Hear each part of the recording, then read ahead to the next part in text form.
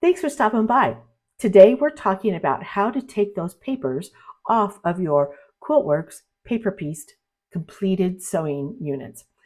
There's a lot of different ways to do it. I'll show you what I like to do and the tools that I prefer to do it. It's a task that we all have to do, and it comes at different points in the pattern, and the instructions will tell you when to take them off and when to leave them on. It's a good idea to do exactly as the instructions say. But regardless of when it is that you take those off, I save that. I don't do that as I sew or anything else. I save that. And if I've completed a set of units or 5 or 6 sets of units, I'll save that until I have a big bunch of them. And then I'll spend the evening after dinner in my recliner with my husband watching TV, and I can pull papers and just kind of have that be busy handwork that I do while I'm spending time with my husband. It doesn't have to take up my busy work day activities. That's something I like to do in the evening. So let's go to the workspace and I'll show you what I'm talking about. So here I've got a lineup of the tools that I use for removing my papers. And not all of them are relevant, but there's a reason why they're on the table right now. The thing that I use every single time, almost every paper, and I would be lost. In fact, I won't even start pulling papers until I have this little tool in my hand or within my hand's reach, and that is my gooseneck tweezer. Now, it has two things that I think are primary of why I use it. It has a very sharp, very pointed needle tip that I think is extremely helpful for getting into tight little places. Then it has a very, I'd say it's even like 1/3 of an inch, or it's about 1/4 of an inch, flat head that I can lay down along that flat side and grasp something like a thread or a bigger piece of paper that I can't get a hold of any other way. I use these continually. They are the thing that I use when I need a tool. That's what you reach for first. The next thing I have is a little ripper, and it's not because I'm going to rip threads with it here. I need it as a very thin, very sturdy tool to go in between the paper and the fabric, where I trust that it will make that division. Like maybe my glue is still sticking onto my fabric, and I want to make sure that I can get through that nicely without distorting the fabric or anything else. I will just kind of run that around the areas that I need to and let it lift everything else. I don't use it as a ripper. I use it as a tool to separate fabric and paper. This is the purple Thang, and sometimes I use the pointy end to do the very same thing that the ripper does. But I probably prefer the ripper. It's small, it's very convenient, and it fits completely in my hand except for the little tip. I just like it. It's the right size and everything. It does much more than what I want it to do. But if I can't find it, I'll reach for my purple Thang. And sometimes I use the block end of it, and sometimes I use the pointy end of it. But I will use this interchangeably, but with the ripper, but always the same purpose. Then I have a pair of micro serrated little scissors. These are Karen Kay Buckley scissors. I love them. These are the smallest size that she has developed, and I think they are fabulous. And the reason why I like it so much is because there are lots of times when you're sewing that your thread will make a little bit of a snag or a little bit of a knot or a little bit of a nest, and you want to get rid of that when you're grooming the back of your pieces, as well as maybe help you snip a thread here or there that is in the way. But I know that where I grip it or where I put those scissors to do their job, they're not going to push the thread out. They're not going to distort the fabric. They're going to grip it and cut it as I get to it. I use those a lot. So these are my core tools. Now I have another tool here that I use for a lot of different purposes, but sometimes it comes in handy to use it for paper piecing, the paper removal of the papers once the units are ready to have their papers off. It's a water pin, and I've talked about this before, but it has a very long felt tip, and the tip does come out, so you don't want to do that a lot. And you certainly don't want to tip it over like that because this tube is filled with water.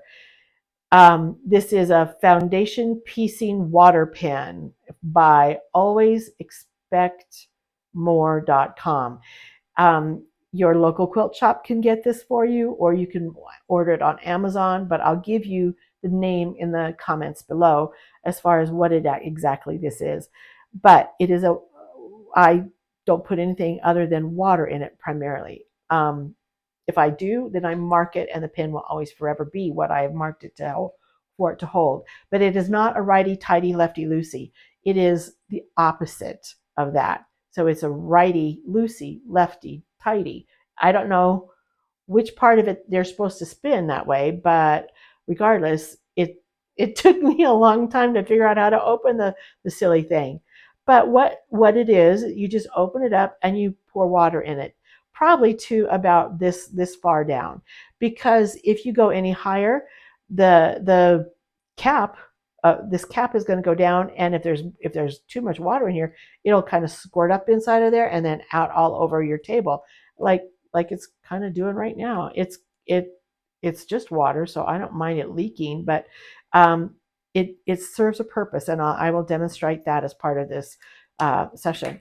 The next thing that I have on here is something that I do use as necessary, and it is my folding template that I use when I'm paper piecing. I use X-ray film, and as you can tell, it is like hardly thick at all. You have to, if I put it up there completely, even with what the camera view is, then it like disappears. It's incredibly thin. But it is, I hope you can hear that.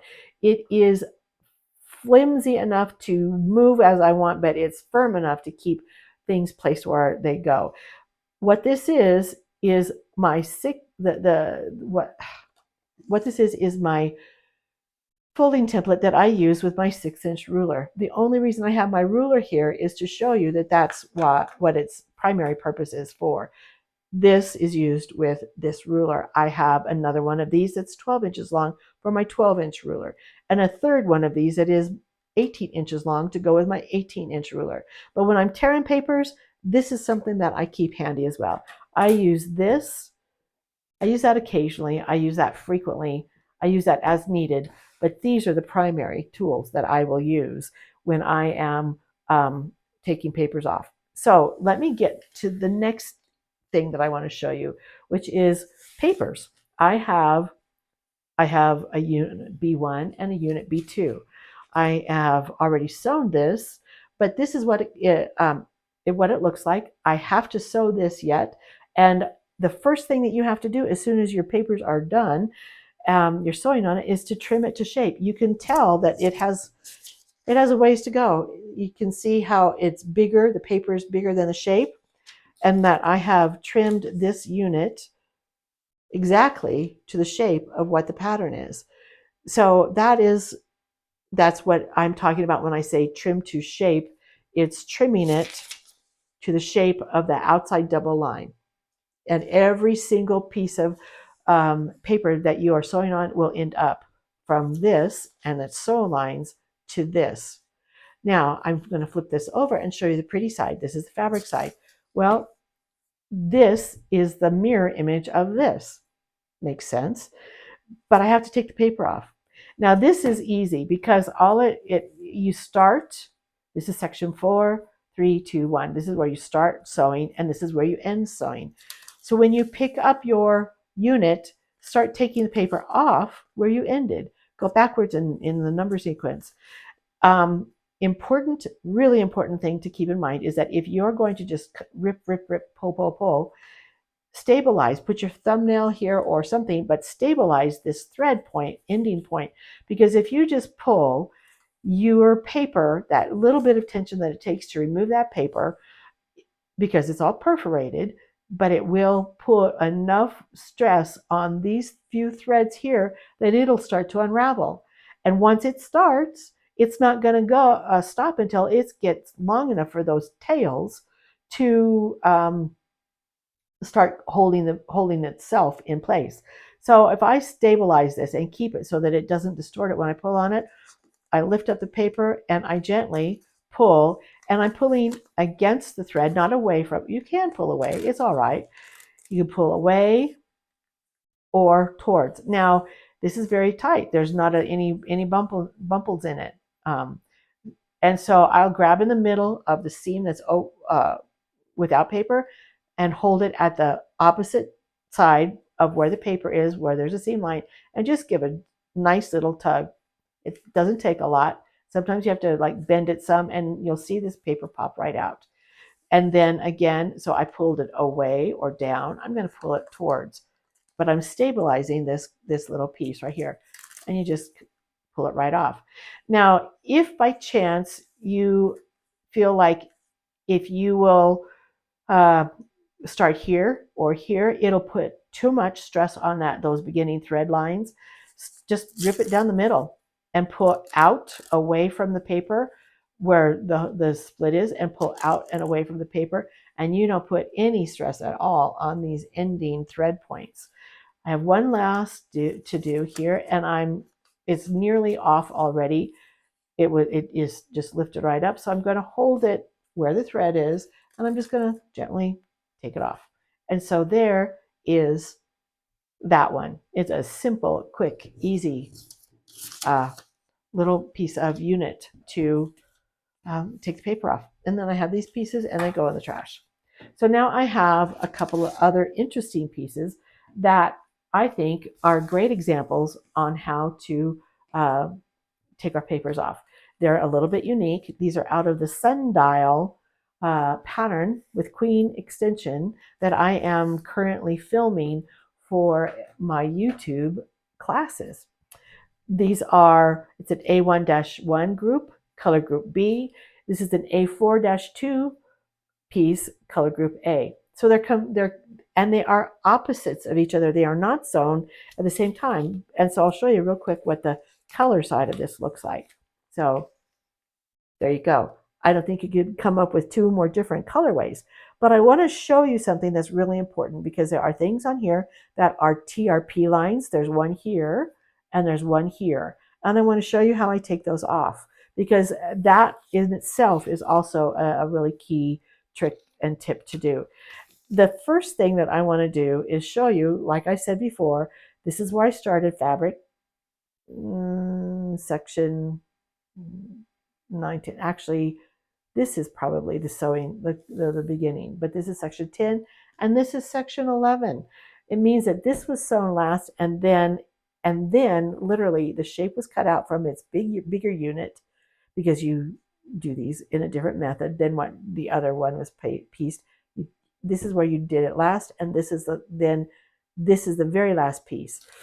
And it's an angular piece and whatnot, but you can also tell, I'm here, I have glued, before I trimmed it to shape, I glued the tip of this fabric onto the tip of this paper onto this fabric, because that was the best way for me to be able to stabilize a long and very slender coming to a very, very sharp point.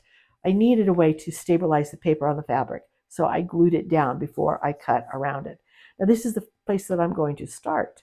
So I'm going to lift it up, and I'm going to carefully figure out where it needs to begin. I'm probably going to just hold it in place like this and just rip up until the thread line, and off we go that direction, and again here. So what is very, very interesting is that right here, this is the seam line for this little bitty piece. This is a TRP line. And I want to do something that is going to help this stabilize. If you pull your fabrics like this to get this seam to pop open, you're going to distort your TRP line. So I actually want to go down to the next one and come back to it. So I'm going to take this little ripper. I'm going to slide the tip of it right down in between there, and I can use the tip to do whatever I want. I want it to poke a hole and use it to open up a piece of paper that I can grab from the center and pull out. Now, you don't always have to do that, but on this particular one, I wanted to do it that way. So now I'm going to get it to loosen up along this seam line, and I'm going to pull it, and I'm going to get it loose all the way up to that TRP line. That TRP line is not the sew line. It's where I have marked my papers.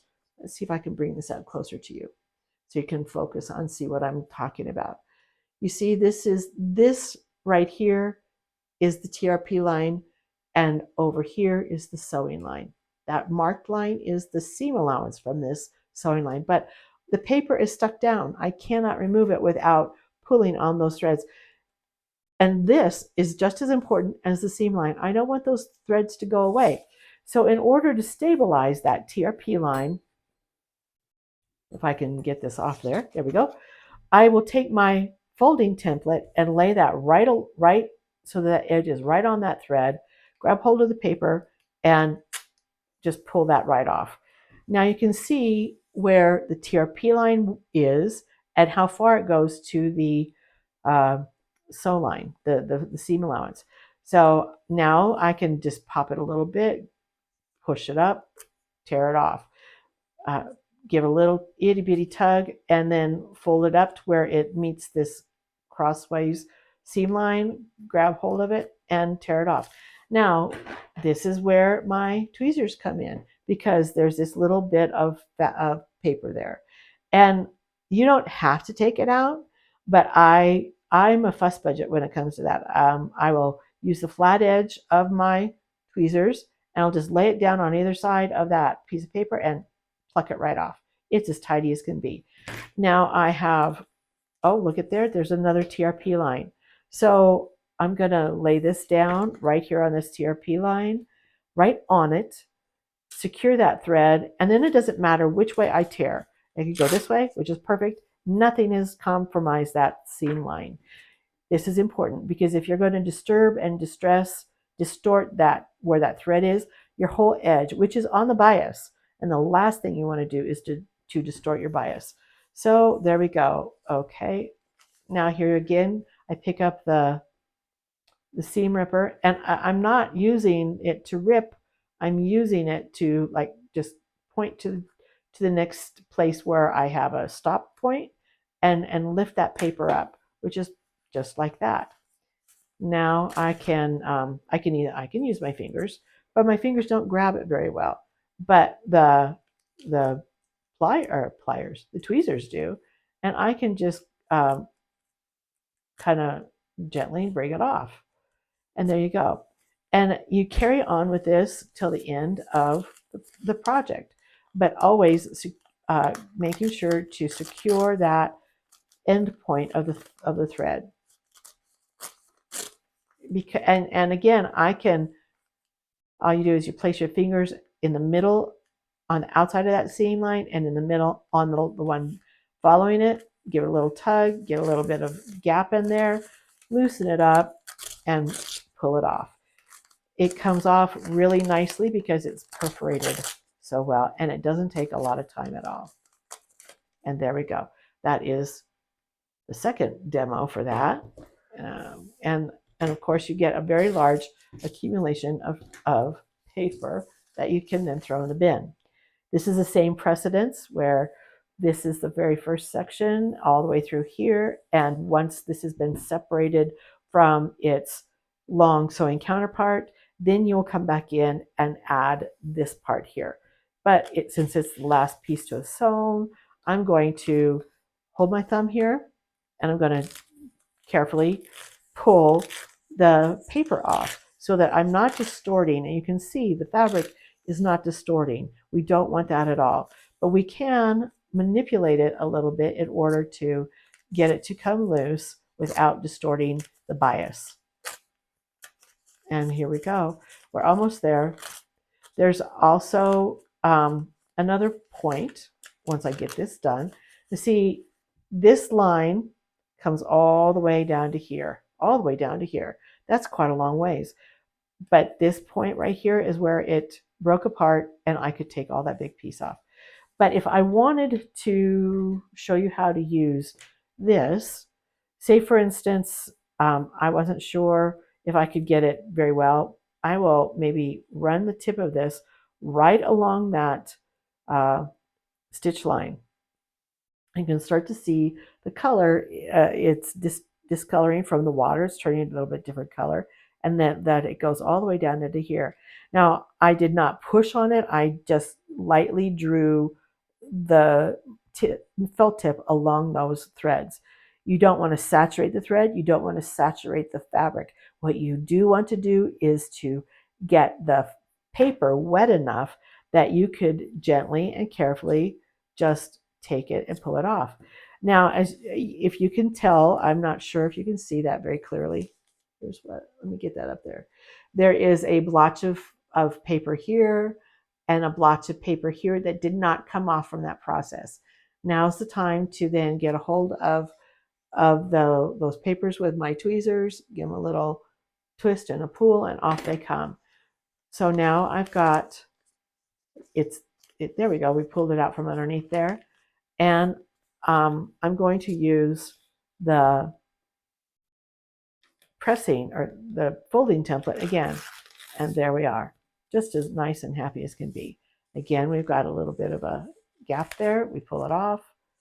You can start from here, but if this is a nice clean beginning, why not? Just go ahead and do that. And then you carry off most of that fabric. So that is really all you have to worry about. There's yet one more little piece of paper, and I can grab that off with my fingertips or the tweezers. And off we go. Okay. Sometimes those littlest tiny things are stuck in there pretty good. One last one. Okay, here we are. Easy peasy.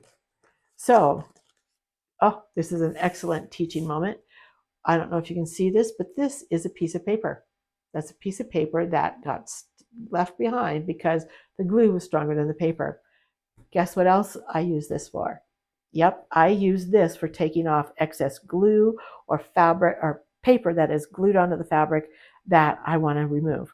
And all I have to do is lay it down on that paper, let it soak in, and then take my little tweezers and go back in, and it gently just lifts right off. Now, if there is a spot where there is a lot of glue, I don't have one right now, but if there was, I would simply just roll this right over that glue area until I could see that the glue was coloring again. The glue remains a color until it dries, but sometimes it still keeps that color even after it's dry, but it's very faint. But if you see it or you feel that there's a lump of glue there, you just run your little pin across it until it starts to absorb. The more you rub on it, the more it's going to absorb water. But one time across is generally really good. And then for glue, I wait till it loosens and softens that glue that is there. And I simply take my flat end of my tweezers again and scrape that off, and then rub that on my fingers, and then wipe it off onto another piece of paper. And you can, it is so easy to do that. And then sometimes if I want it to dry a little more, I'll take a clean area of paper with no newsprint and no glue, and I'll just kind of push it on there, almost like a damp a paper towel to take up some of that dampness.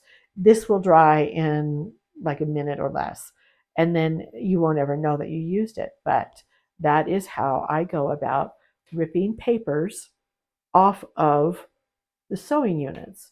And it's a job that has to be done. It's a job that has to be done. And I budget when I do it. If I have a lot of them, then I will save them all till one evening and watch a movie with my husband or something. But I hope you learned something. Let me know what you think. I will list the tools that I spoke about in the comments below. And if you like what you saw and you want to get notification every time I post new content, click on that subscribe button. It'll come right to you and you'll know when I have. So come back again soon. Would love to hear from you on your thoughts and ideas and questions. So take care. Have a super day. Bye for now.